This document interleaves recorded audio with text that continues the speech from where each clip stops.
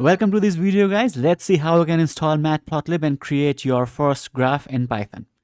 First, go to terminal here in the menu, click on new terminal and enter this command pip install Matplotlib.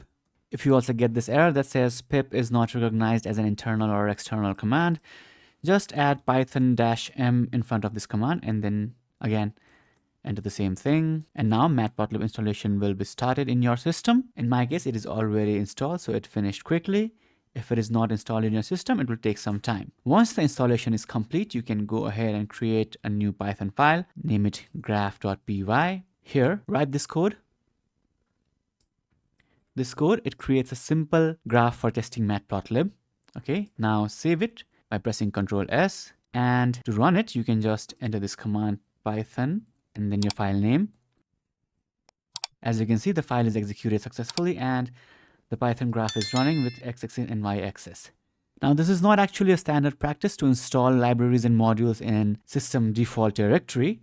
The standard practice is to install virtual environment for one specific project, in our case this project, and install all the required dependencies and libraries for this project in that virtual environment. Now, if you want to learn how to do that, check the link in the description below. And if you have any questions, let me know in the comments below.